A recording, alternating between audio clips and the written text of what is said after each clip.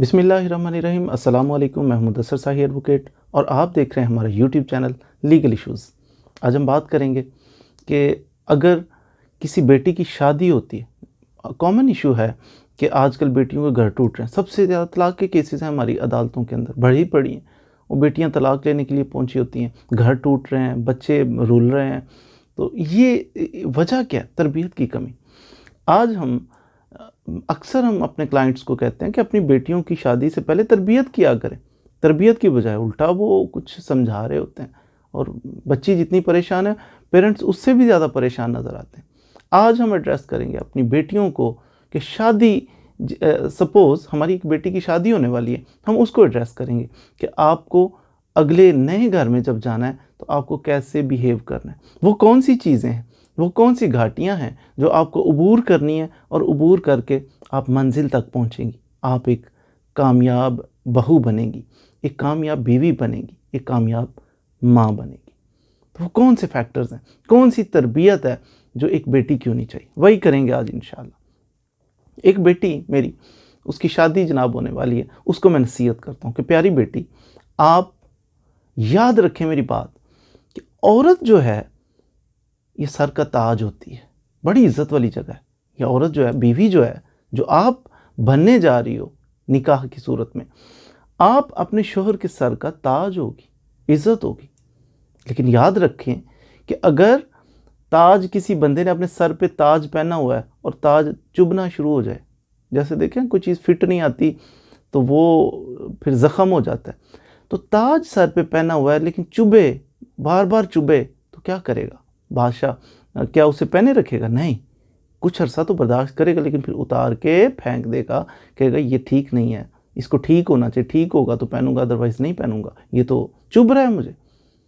Same like that कि औरत भी सर का ताज है। अगर तो फिट रहेगी, अगर अच्छी रहेगी तो फिर इसकी बहुत कदर, बड़ी कदरों मंजिलत है, बड़ी बुलंदियों पर रहेगी।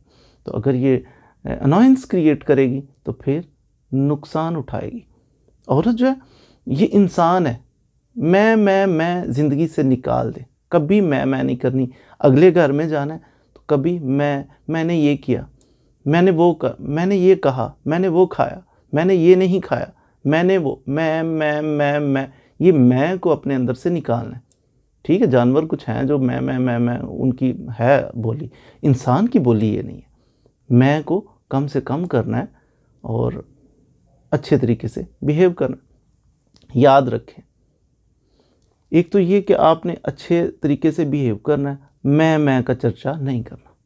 दूसरी बात, अहम बात यह है कि आप ये याद रखें मेरी बात कि इंसान के अक्सर मसाइल, 90% मसाइल ही नहीं होते, वो इंसान ने खुद साख्ता होते हैं, वो साइकोलॉजिकली उसने अडॉप्ट किए होते हैं, धक्के से अपने ऊपर मुसल्लत किए होते, ये मसाइल हैं। मसलन आजकल की बेटियों का एक बहुत बड़ा अलमिया है कि जब अगले घर में जाती हैं ना, काम बड़ा करना पड़ता है। वाह वाह वाह, इतना खाना बनाना पड़ता है हमें, वाह जी वाह, कमाल हो गया, इतना खाना बनाना पड़ता है, अब तो शादी टूट जानी चाहिए, तलाक हो जानी चाहिए। अच्छा जी, अब ये माँ भी माजरत के साथ, आजकल माएँ जो हैं गैर तरबियत याफ्ता खुद होती हैं, आगे तरबियत क्या करेंगी। अब बाप है तो वो भी रोना शुरू कर देता है, ओहो हमारी बेटी को खाना बनाना पड़ गया। भाई बखरा रो रहे होते हैं, हमारी बहन को खाना बनाना पड़ गया अगले घर जाके। ये खाना बनाना ये कितना बड़ा जुल्म है, कि कितना बड़ा मुशक्क़त का काम है खाना बनाना, जिससे रोना निकल रहा है, और आपका तो निकल ही रहा है, आपके पीछे वालों का भी रोना निकल रहा है। तो ये क्या रोने वाली बात है?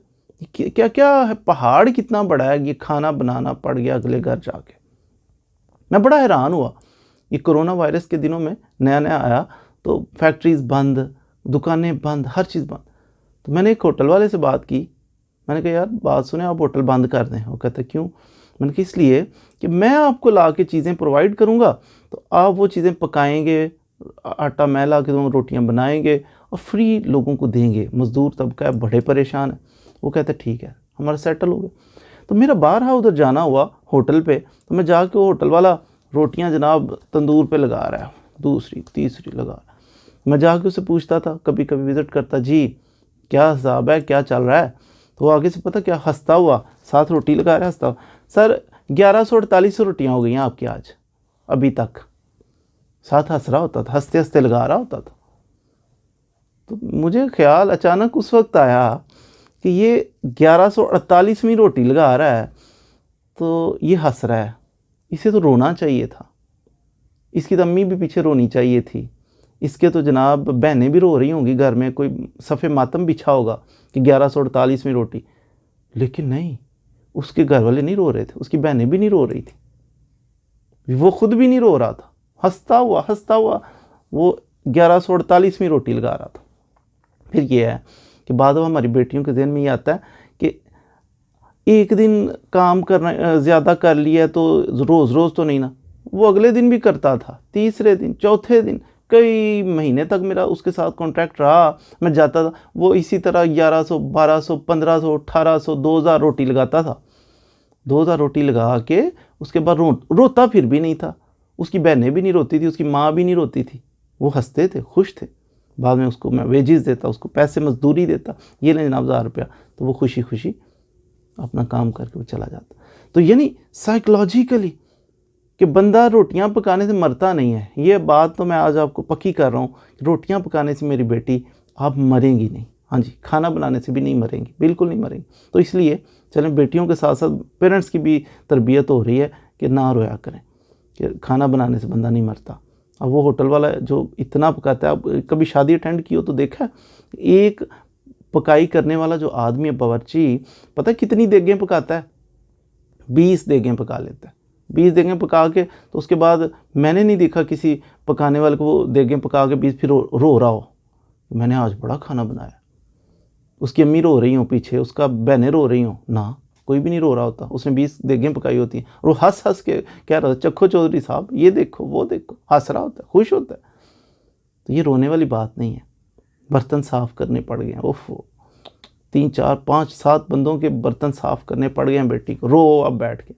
अब देखिए, शादी, हर घर में ये फंक्शंस होते हैं, देखा कभी शादी पे, इंगेजमेंट्स पे और कोई फंक्शन हो तो सैकड़ों में लोग आते हैं, बर्तन कौन वॉश करता है? काम वाली एक औरत होती है, लेके बैठ जाती है और वो सारी प्लेटें वॉश कर देती है। और कभी देखा है वो काम वाली बाद में रो रही हो, उसकी अम्मी रो रही हो पीछे ना? क्यों? साइकोलॉजी, वो कहते कोई नहीं, काम है, मैंने करना था, मेरा काम है, मैंने किया है, रोने की क्या बात। होटल वाला भी कहता है मेरा काम था, मैंने रोटियां लगाई हैं, तो काम तो वही है। वो 1148 रोटियां लगा के नहीं रोया, ये 2000 प्लेट वॉश करके नहीं रोई, तो ये 5 प्लेटें वॉश करके क्यों रो रही है? ये 12 रोटियां लगा के क्यों रो रही है? वो 1200 लगा के भी नहीं रोया। वजह फीलिंग्स हैं, इंसान की फीलिंग्स, उसकी सोच, साइकोलॉजिकल असर। वो महसूस ये कर रहा था कि ये जुल्म है, ये ज़्यादती हो रही, ये मर गए, लुटे गए। इस वजह से वो बहुत ज़्यादा बर्डन महसूस कर रहे थे। तो कभी भी ज़िंदगी में ये घर के काम जो होते हैं ना, इनकी वजह से परेशान नहीं होना। ये मेरी मिसाल ज़हन में ले आना कि होटल वाला तो 1200 रोटियां लगा के भी हंस रहा था, तो मैं क्यों रो रही हूँ? मेरे दिमाग में कुछ फॉल्ट है। इस फॉल्ट को नहीं आने देना कभी भी, बल्कि आपने घर का काम करना है, खाना बनाना है, बर्तन वॉश करने पड़ गए, घर की सफाई करनी पड़ गई, तो आपने मुस्कुराना है। हमारे एक काम वाली लगी, छोटे छोटे उसके बच्चे थे काम पे, मैंने आपका घर का सफाई करनी है जी, काम करना है, कर लो। लेकिन मुझे था कि आपके छोटे छोटे बच्चे हैं, कैसे करोगी? नहीं जी करना है। मैंने कहा कर लो, किया। और मेरे ज़हन में था कि ये आसान नहीं है, बच्चे छोटे छोटे घर में छोड़ के आएगी, आके सफाइयाँ काम शम करके चली जाएगी, इसे एहसास हो जाएगा 1 दिन, 2 दिन, 4 दिन, 10 दिन एहसास हो जाएगा, 2 महीने में एहसास हो जाएगा, छोड़ जाएगी, घर का भी करेगी, फिर इधर आके करेगी, छोटे छोटे बच्चे। 2 महीने बाद मैंने उससे पूछा कि आप भाई मेहनत कर रही हो इतनी, छोड़ छाड़ के आ जाती हो, घर का भी करती हो, इधर भी करती हो, तो आप ठीक हो? वो कहती हाँ जी, मैंने साथ एक और घर का भी पकड़ लिया काम, वो भी करती हूँ। अब ये बेटियाँ जो रोना शुरू कर देती हैं, घर की सफाई करनी पड़े, झाड़ू लगाना पड़े थोड़ा सा, तो ये कहती हैं कि मर गए। हाँ, तो ये मरना नहीं चाहिए। वो काम वाली की तरफ कभी गौर किया कि वो अपने घर का भी करती है, उसके बाद आपके घर का भी करके जाती है सफाइयाँ, फिर उसने और भी पकड़ लिया, बाद में तो 4-4 घर पकड़े होते हैं। बर्तन भी वॉश करती हैं वो जनाब, कपड़े भी वॉश करती हैं, वो सफाइयाँ भी करती हैं। वो क्या मर्द हैं? वो भी औरतें हैं। तो लेकिन खुशी हंस भी रही हैं, आपसे ज़्यादा चहकती हैं, वो हमारी बेटियों से ज़्यादा चहकती हैं, हंसती हैं, एक्टिव, फ्रेश। तो ये चीज़ें साइकोलॉजिकल असर होता है कि मैं मर गई, हालांकि मरती नहीं है, खुद को महसूस करते हैं कि मैं मर गई। एक बड़ी रिसर्च थी, तो वो कहते हैं कि यार इंसान साइकोलॉजिकल असर कितना होता है। बंदे को सजाए मौत होगी, उन्होंने कहा बंदे को सजाए मौत है, इस पर एक्सपेरिमेंट कर लेते हैं। क्या एक्सपेरिमेंट करना है? उन्होंने कहा बात सुनिए जी, एक्सपेरिमेंट ये करते हैं, बंदे को जाकर आपकी सजाए मौत होगी, लेकिन हम आपको ना एक ख़तरनाक कोबरा सांप है उससे डसवा के आपकी मौत होगी। तो ओके, अब वो बंदा टाइम आ गया सजाए मौत का, और सामने उसके कोबरा ख़तरनाक सांप आ गया। उस ख़तरनाक कोबरा सांप आया, तो वाह जी वाह, उसके बाद उन्होंने क्या, अब इससे डसवाना है। उन्होंने उस बंदे के मुंह के ऊपर चढ़ा दिया, एक कवर चढ़ा दिया, कोबरा सांप पीछे कर लिया। अब सुई लेके ना, नीडल, छोटी सी सुई उसके पाँव पे चुभोई, उस छोटी सी सुई चुभोई, तो वो बंदे का सारा रंग जिस्म का बदलना शुरू हो गया, काला हो गया। फिर उन्होंने उसके जिस्म को, मर गया वो बंदा, फिर उस बंदे का उन्होंने टेस्ट किया, तो उसके जिस्म के अंदर पॉइजन था, जहर था। साइकोलॉजिकली उसने ये महसूस कर लिया कि मुझे कोबरा सांप डसने वाला है, डस लिया है, अब इसका जहर, उसके अंदर पॉइजन पैदा हो गया। ये सोचें इंसान के ऊपर इतना असर करती है कि बंदा वो मर गया सुई से। इसी तरह हम भी बाज़ दफ़ा अपने घरों के अंदर मर रहे होते हैं, लेकिन मरने वाली बात नहीं होती, ठीक है। ये जो काम करना पड़े, ये सफाई करनी पड़ गई है, तो इन मामलात पे कभी भी आपको घबराना नहीं। सोच ये बड़ा असर रखती है। मसलन आप दोस्तों के साथ खेल रहे हैं, तो खेलते हुए बाज़ दफ़ा दोस्त मिलके थप्पड़ मार रहे होते हैं अपने किसी दोस्त को, वो जब उठता है ना, यूँ साथ हंस रहा होता है, कितने थप्पड़ उसको पड़े, लेकिन हंस रहा होता है क्यों, दोस्त ने शुगर लगा रहे थे। लेकिन बाज़ दफ़ा आपने ये भी देखा होगा, कोई नफ़रत से आपको चल, तो ये थोड़ा सा हाथ लगाता है, चल, तो नफ़रत से चल, हाथ ही टच किया, आप तो ऐसे मरने वाले हो जाते हो, गुस्से से लाल पीले, परेशान, दुखी, तकलीफ़ होती है आपको। वजह क्या है? अब देखिए, एक तो उसने ज़ुबान से कहा चल, दूसरा उसने आपको टच किया थोड़ा सा। तो गौर करें इस बात पे, अगर कोई बंदा मुंह दूसरी तरफ करके कहे चल, तो आपको कोई तकलीफ़, कोई दर्द हुआ है? नहीं ना हुआ। चल, चल लफ्ज़ से कोई तकलीफ़, कोई दर्द होता नहीं है। दूसरा इसके साथ क्या कॉम्बिनेशन था? कॉम्बिनेशन ये था, उसने हाथ लगाया, आपको कोई हाथ यूँ लगे, चल नहीं कहा, यूँ हाथ लगे, आपको कोई तकलीफ़ होती? नहीं। लेकिन जब उसने कहा चल और साथ उसने चल, तो तकलीफ़ें क्यों हुई? ना तो चल में तकलीफ़ है, ना हाथ लगाने में, ज़ोर से भी नहीं लगाया, तकलीफ़ दोनों में नहीं है, महसूस क्यों हो रही है? ये एक तसव्वुर आपके जहन में आया कि ये बंदा मुझसे नफ़रत की है इसने। बस जब ये एहसास पैदा हो कि नफ़रत की है, फिर इंसान को गुस्सा लगता है, परेशानियाँ हुई, ये बड़ी आफत बन गई। बज़ा थी नहीं आफत, लेकिन बन गई। क्यों? क्योंकि इसके ज़हन ने सोच लिया है कि इसने मुझसे नफ़रत की है। हाथ लगाया, साथ कहा चल। ना चल कहने में कोई तकलीफ़ वाली बात है, ना हाथ लगाने में, लेकिन जब चल कहा तो इसने प्रज्यूम ये किया, इसको मैसेज दिमाग में ये गया कि इसने मुझसे नफ़रत की है। अब ये बंदा परेशान हो जाता है, गुस्सा, तकलीफ़, सड़ता है अंदर से कि क्या हो गया मेरे साथ। तो ये बात है कि चीज़ का असर नहीं होता, इंसान ज़हन में क्या सोचता है उसका असर होता है। जो आपको बर्तन वाश करना, 5 प्लेटें वाश करना, ये बड़ा तकलीफ़देह अमल हो सकता है, पहाड़ हो सकता है। क्यों? आप सोच लिया कि मैं नौकर लगी हुई हूँ, मैं बर्तन वाश कर रही हूँ। दूसरी तरफ आप 1200 प्लेटें वाश कर रहे हो, 1200 रोटियाँ लगा रहे हो, कुछ भी नहीं हो रहा। साइकोलॉजी का इस चीज़ को हमेशा अपने पेश नज़र रखना है कि दिमाग में सोचना क्या है, चल क्या रहा है। नौकर नहीं हो जाता बंदा को काम करने से। उमर बिन अब्दुल अज़ीज़ रहमतुल्लाहि ताला, वो वक्त के बादशाह थे जनाब। उनके पास कोई मेहमान आए तो चिराग बुझना शुरू हो गया, थोड़ा थोड़ा चिराग बुझना शुरू हो गया, हिल, उसमें कम हो गया होगा थोड़ा सा ऑयल। तो उठने लगे, मेहमान उठने लगे, कहते नहीं नहीं आप प्लीज़ तशरीफ़ रखिए। तो वो ख़ुद उठे, उमर बिन अब्दुल अज़ीज़ बादशाह वक्त, जाके चिराग को दुरुस्त किया। वो कहते हुज़ूर आप मुलाज़म किसी को कहते हैं, आप ख़ुद जाके चिराग दुरुस्त करके ऑयल डाल के तो आके ये क्या? तो बड़े तारीख़ी जुमले इरशाद फरमाए उमर बिन अब्दुल अज़ीज़ ने। आपने फरमाया, वो आराम कर रहे थे मुलाजमीन, तो मैं क्यों डिस्टर्ब करूं।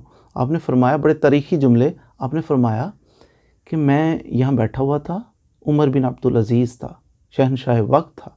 मैं उठा चला गया, मैंने चिराग को दुरुस्त किया, वापस आके बैठ।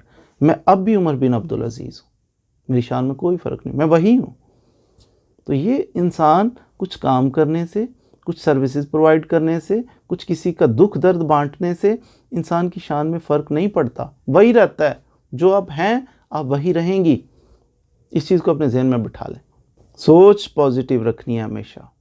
मसलन मैंने लड़ते देखा कुछ बेटियों को, अगले घर में गई हैं, शादी हुई है, वो जी हमें शवारमा नहीं खिलाता, हमें बर्गर नहीं कभी लेके दिया, इस बात पे लड़ती। अगर शवारमा बर्गर नहीं भी मिलता, कोक नहीं मिलती आपको, तो आप ये लड़ने वाली बात नहीं है। क्यों? देखिए, इसको पॉजिटिव अगर सोचना पड़ जाए कि वो लेके नहीं देता, पता नहीं वो क्यों नहीं लेके देता, लेकिन पॉजिटिव यूँ सोचें, ये जो कोल्ड ड्रिंक्स हैं, सॉफ्ट ड्रिंक्स आप पीते हैं, फिर आप जो बर्गर शवारमे खाते हैं, ये आपकी सेहत के लिए मुज़र है। उससे बेहतर किसी डॉक्टर से पूछिए, डॉक्टर के पास बैठिए। लेकिन इसका एहसास पता है कब होता है? अभी तो आप 25 ईयर्स की हैं, 30 ईयर्स की हैं, आपको एहसास नहीं हो रहा। ये 40 से ऊपर जाएंगी ना तो फिर एहसास होगा, 50 से ऊपर जाएंगे फिर किसी शुगर पेशेंट से पूछें कि ये तकलीफ़ें होती क्या हैं, वो आपको बताएगा। कोलेस्ट्रॉल लेवल बढ़ जाता है, मेरी शुगर लेवल बढ़ जाता है, मुझे तो ब्लड प्रेशर का मसला है, उनसे पूछें, डॉक्टर से पूछें। डॉक्टर कहेगा कि नहीं, ये चीज़ें मुज़र हैं, जहर हैं, ना खाया करो। इससे बेहतर है घर की दाल खा लो, इससे बेहतर है कि रायते के साथ रोटी खा लो, जहर है। लेकिन किसी शुगर पेशेंट से पूछो ना, जनाब अगर आपकी ये ख़त्म हो जाए, उन्होंने अच्छा ये हो सकता है, इससे बड़ी नेमत क्या होगी, मुझे शुगर ना हो, मुझे कोलेस्ट्रॉल ना हो, मेरा ब्लड प्रेशर ना बढ़े। तो उससे पूछो इसकी, इस नेमत की कदर। तो आप सादा ग़िज़ा अगर मिल रही है तो अल्लाह का शुक्र अदा करें कि मैं जहरों से बच रही हूँ। बाज़ दफ़ा हमें चार्म नज़र आता है उन चीज़ों में, लेकिन हकीकत में मुज़र है, हमारे नुकसान दें। तो अगर सादा ग़िज़ा मिले अल्लाह का शुक्र अदा, कलील ग़िज़ा मिले अल्लाह का शुक्र अदा करें। ये अल्लाह के नेक बंदों का तरीका है कि उन्हें कलील ग़िज़ा मिले। एनी हो, तो अतात गुज़ार शोहर की बने, अगले घर में जाना है, अतात गुज़ार बने शोहर की, उसके माल की हिफाजत करें। ये उसके अंदर एहसास पैदा, मैंने अर्ज़ किया कि दिमाग का ही सारा काम होता है, सोचों का ही सारा काम होता है, इस पे बेस्ड करती है ज़िंदगी। उसको ये एहसास दिलाएं कि सबसे ज़्यादा मैं आपसे ही प्यार करती हूँ, सबसे ज़्यादा आपका ही ख्याल है मुझे। उसके घर में, शोहर के घर में जाके ये ना कहें अब्बा जी ये, मेरे अब्बू, मेरा भैया, मेरा टोनी, मेरा नोमी। वो कहता है फिर नोमी टोनी है तो फिर जिसका खाओ उसी का गाओ। इसके घर रहती हो, लिबास ये लेके दे रहा है, खाना ये प्रोवाइड कर रहा है, छाती इसने प्रोवाइड की है, बीमारी में मेडिसिन ये लेके देता है, और टोमी नोनी को याद करने की ज़रूरत क्या है आपको? बाप का नाम, दुआ करें उनके लिए, उनसे मिलें, उनके बेस्ट विशेज़, लेकिन उनका डंडोरा ना पीटें। इसकी वफ़ादार बन के रहें, इसका गाएं, इसको वफ़ादारी शो करें, बल्कि वफ़ादार बने भी, तो इससे इंशाल्लाह घर का सुकून बढ़ेगा। फिर शोहर पर पाबंदियाँ कभी ना लगाएं। अपने शोहर को ग्रो करने दें, और बढ़े और आगे बढ़े। माशाल्लाह, अल्हम्दुलिल्लाह, माशाल्लाह, माशाल्लाह, अल्हम्दुलिल्लाह, यू कैन डू इट। आप, यू आर द बेस्ट। उसको ये एहसास दिलाएं कि आप बेस्ट हैं, आप कामयाब हैं, आप बहुत अच्छे हैं, आप बहुत कॉम्पिटेंट हैं। इससे इंशाल्लाह उसमें बेहतरी आएगी और कॉम्पिटेंट होता चला जाएगा। मावन बने उसकी, शोहर को बादशाह बनाएं और उसकी मलका बने। अगर शोहर के ऐब निकालेंगी, डिस्करेज करेंगी उसको, तो फिर ना वो बादशाह बन पाएगा ना आप मलका। तो शोहर को आपने इनकरेज करना है, उसकी हौसला अफजाई करनी। You are the best, you are the greatest, मेरी सारी कायनात में सबसे best, you are the best. यूँ करके उसे बूस्ट अप करें, उसे आगे बढ़ने के लिए उस तरगीब दिलाएं, उसकी मावन बने।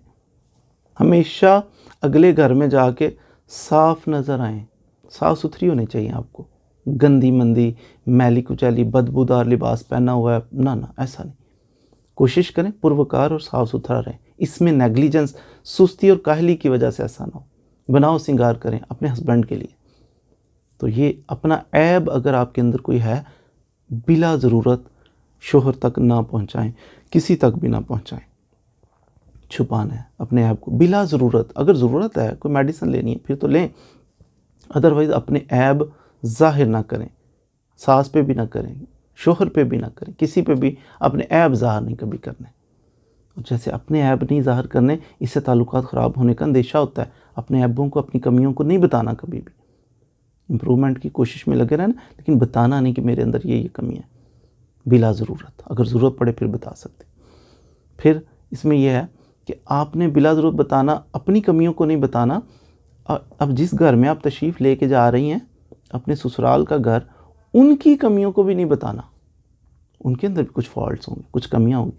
जिस तरह अपनी माँ की कमी आप नहीं ना बयान करती, मेरी माँ के अंदर फ़लाँ गलती है, मेरी माँ के अंदर फ़लाँ फॉल्ट है, नहीं ना बयान करती। इस तरह सास की भी नहीं करनी, जैसे अपने बाप की नहीं करती, ससुर की भी नहीं करती, बहन भाइयों की नहीं ना फॉल्ट लोगों में बयान करती, इस तरह इन बहन भाइयों के भी नहीं करने, पर्दा रखना। इससे बेहतरी आएगी इंशाल्लाह। याद रखें, अगले घर में जाके कुछ डिग्रियां बना लें, ताल्लुकात की कुछ डिग्रियां बना लें, अपने तौर पे दिमाग में बनाएं कि सबसे पहले ये सोचें कि सबसे बेस्ट डिग्री कौन सी है, मेरा शोहर सबसे बेस्ट। दूसरे नंबर पर मेरे पेरेंट्स हो सकते हैं, मेरे बच्चे हो सकते हैं, फिर मेरे सास ससुर हो सकते हैं, फिर उसके बाद मेरे चचाजाद कज़न हो सकते हैं, फिर उसके बाद मेरा कोई और महल्लेदार हो सकते हैं। ये ताल्लुकात के स्टेप्स हैं। होता क्या है, फॉल्ट बाद दफ़ा आ जाता है, जो प्रायर रिलेशन है, सबसे बड़ा रिलेशन, मजबूत तरीन रिलेशन शोहर का, फिर उसके माँ बाप का, फिर उसके बाद फर्स्ट कज़न्स का, फिर सेकंड कज़न, ये ताल्लुक डिग्री। बाद हम क्या करते हैं, किसी 7वें दर्जे पे कोई ताल्लुक होता है, उसकी वजह से अपने शोहर से लड़ रहे होते हैं। कितनी बड़ी बेवकूफ़ी है। ये बड़ा रिलेशन है, स्ट्रॉन्गेस्ट रिलेशन है, ये अहम तरीन है। इसको तबाह कर देना है क्या, 7वें दर्जे के लिए। वो 7वां अगर छूट भी जाए तो ज़िंदगी तबाह नहीं होगी, 6ठा छूट जाए ज़िंदगी तबाह नहीं होगी। इसी तरह करीब करीब आते आते कोशिश, सबसे ज़्यादा हम शोहर, इसकी अहमियत तो इस पर कंप्रोमाइज़ नहीं, इससे झगड़ा नहीं। अब अपने बहन के खातिर अपने शोहर से लड़ सकती हैं? कभी भी नहीं भाई। वो 2nd दर्जे पे आ रही है बहन, 3rd पे आ रही है, 1st पे कौन है, शोहर। शोहर से बहन की खातिर कभी ना लड़े। अपने भाई की खातिर में शोहर से लड़ से नहीं, वो 2nd दर्जे पे आ रहा है, 1st पे मेरा शोहर है, तो उसकी खातिर इससे कैसे लड़ा जा सकता है, ये तो प्रायर है। तो इसलिए डिग्रीज़ का ख्याल रखें कि लड़ाई करने के मूड हो तो सोचें कि किसकी वजह से, किस से लड़ाई कर रही हूँ, तो इंशाल्लाह शोहर से लड़ाई नहीं होगी आपकी किसी की वजह से। ये इस बात का ख़ुसूसी ख्याल रखना है आपको। बाज़ दफ़ा हम छोटी छोटी चीज़ों के लिए, निम्को नहीं मुझे लेके दी, लड़ाई कर देते हैं, निम्को नहीं दिल करे, बात बढ़ते बढ़ते कहाँ पहुँच जाए। भाई निम्को अहम थी क्या 10 रुपए की, उसके बदले में हो सकता है वो अगले हफ्ते आपको कुछ सोने का सेट लेके देने वाला था, लेकिन आपने सारा कुछ, अहमक औरत है, सारा कुछ ही तबाह कर लेती है, पानी फेर लेती है, निम्को से लड़ पड़ती है। मुझे आपने कोल्ड ड्रिंक क्यों नहीं, लो जी लड़ाई हो गई। मुझे आपने वो पता नहीं क्या जूस नहीं लेके दिया, ये कैसी अहमक औरत है। और मर्द तो सेक्रीफाइस का दूसरा नाम है। मैंने देखा है, कहते हैं मर्द प्यार नहीं करते जी, मर्द एहसास नहीं करते। मर्द जितना एहसास करते हैं, आपने देखा कभी? मैंने देखा अक्सर वापडा के एम्प्लॉइज़ खंबे के ऊपर चढ़ के जब लाइनें रिपेयर कर रहे होते हैं ना, वो तारें जोड़ रहे होते हैं, तो अक्सर को करंट पड़ता है तो देखा वो मर जाते हैं। तारों के साथ वो हवा में लटके होते हैं, चिपके होते हैं, मर जाते हैं, जान दे देते। क्यों? रिज़्क़ कमा रहे थे अपनी बीवी बच्चों के लिए। प्यार यही नहीं होता आपको जनाब फूल दें या फिर आपको वो चिप्स लेके दें तो ये प्यार हो गया, तो ऐसा नहीं है। होटल में लेके जाएं तो प्यार है, नहीं। इससे बड़ा प्यार क्या होगा कि अपनी जान, खम्भों के ऊपर लटके हुए अपनी जान दे देते हैं। मज़दूर को आपने देखा मज़दूरी किस हालत में वो 8 घंटे करते हैं। मज़दूरों के अड्डे पे कभी जाएं आप देखें, वो बंदे, एक गाड़ी रुकती है तो 12 बंदे भाग के उसके पीछे, जी सर मुझे ले जाएं, सर बताएं। क्यों इतना सर करके फिर सारा 8 घंटे मजदूरी करने के बाद थोड़े से पैसे ला के अपनी बीवी बच्चों के लिए, ये प्यार ही तो है। अपनी जानें दे, पुलिस वालों को गोलियां खाते नहीं देखा आपने, मर जाते हैं, अपनी जानें दे देते हैं नौकरी में। किसकी खातिर कर रहे हैं? अपनी रोटी के लिए नहीं, अपनी बीवी बच्चों के लिए। ये प्यार ही तो है। तो इसलिए शोहर जो है ना, इसको अंडर एस्टिमेट कभी नहीं करना। याद रखें, कभी अगर नुकसान इररिपेयरेबल लॉस है ना, फिर परेशान हो जाए। अगर रिपेयरेबल लॉस है फिर परेशान नहीं होना। कुछ छोटा 500 का नुकसान, 1000 रुपये का नुकसान हो गया, बर्तन टूट गया, कुछ ऐसा हो गया, आप महसूस करती हैं इसका कोई ना कोई हल है कल को फ्यूचर में, फिर खैर है। खुदा ना बाजू कट गया, ये इररिपेयरेबल लॉस, इस पे परेशान हो लें, लेकिन माली नुकसान पे कभी परेशान नहीं होना। शोहर अगर अपनी बहनों पे कुछ खर्च करता है, रोना नहीं शुरू कर देना, परेशान नहीं होना। भाई आपके बाप के माल से थोड़ी कर रहा है, अपने माल से कर रहा है ना। तो वैसे भी शरीयत ने भाई को डबल हिस्सा दिया है ना। इल्ला माशाल्लाह अक्सर तो सारे ही खा जाते हैं, भाई बहनों को देते ही नहीं है, तो लेकिन आधा बहन को डबल जो है उसको दिया भाई को। तो अगर डबल लिया है तो बहनों के सर पे हाथ रखता है, कभी उनकी हेल्प करता है, उनके कोई लाड देखता है, तो इसमें परेशानी की बात नहीं है। आपके बाप के माल से नहीं दे रहा, अपने माल से दे रहा है। कभी भी इस चीज़ पे आपने खर्च कैसे करे, कहाँ करे, पाबंदियाँ नहीं लगानी। बादशाह है, उसे आज़ाद रहने दें। देखिए आपको, मुझे पैसे नहीं देता मेरा शोहर, हर महीने पैसे नहीं देता। ओ भाई आपका शोहर आपको हर महीने पैसे नहीं देता तो क्या है, उसका जो कुछ भी है वो आपका था, आपके बच्चों का ही तो है, कहाँ ले जाएगा। ये तो उस तरह की मिसाल, जैसे एक तिजोरी है, तो बंदा तिजोरी आपको दे दे, आपको मुझे 10 रुपये नहीं दिए इसने, 10 रुपये से लड़ो आप। बस तिजोरी जो आपकी है, शोहर आपका है, उसका सब कुछ आपका ही तो है। शोहर ने कहाँ ले जाना है, अपने बच्चों पे खर्च करना है, बीवी पे। आप खुदा ना खासा बीमार होती हो, उसने सब कुछ बेच के लगा देना कि या अल्लाह इसे तंदुरुस्ती दे। आपका बाप शायद ना खर्च करने आए, आपका शोहर ज़रूर खर्च करेगा। ये एक, कभी ये इस चीज़ पे ना जाएं कि माल कहाँ उसने खर्च करना है, कहाँ नहीं। उसे पता है उसने जहाँ खर्च करना है। इस पे पाबंदियाँ ना लगाएं कि माल कहाँ खर्च करना है। नुकसान कर रहा है, अपने पैसों से थोड़ा सा नुकसान कर रहा है, करने दें। इरिपेरेबल लॉस नहीं, पैसों का नुकसान कभी भी इरिपेरेबल है। वो पैसे आ जाते हैं, कल को दोबारा आ सकते हैं। ताल्लुक़ ख़राब ना करें इस वजह से। याद रखें, बाज़ दफ़ा अच्छी पैकिंग में हमें जहर मिल रहा होता है। मसलन सोशल मीडिया के ऊपर अक्सर आपको मिल रहा है, फ़ोन कॉल्स पे नसीहतें मिल रही, देखो अगले घर जा रही हो तो ये काम ना करना, अगर एक दफ़ा कर दिया फिर आपको कहते ही रहेंगे, फिर कब तक करोगी, ये आदत ना डालना उनको, ये जहर मिल रहा है आपको। याद रखें कि अच्छी पैकिंग में ये जहर नहीं लेना आपने, सोशल मीडिया से ट्रेनिंग नहीं लेनी आपने जनाब। ट्रेनिंग जो है वो मोबाइल फ़ोन से कॉलें करके दोस्तों से नहीं लेनी। ट्रेनिंग वही है जो दीन ने आपको प्रोवाइड कर दी है, जो मैंने कुछ सेक्रीफाइस करने वाली बातें आपको बता दी हैं, वो ट्रेनिंग है।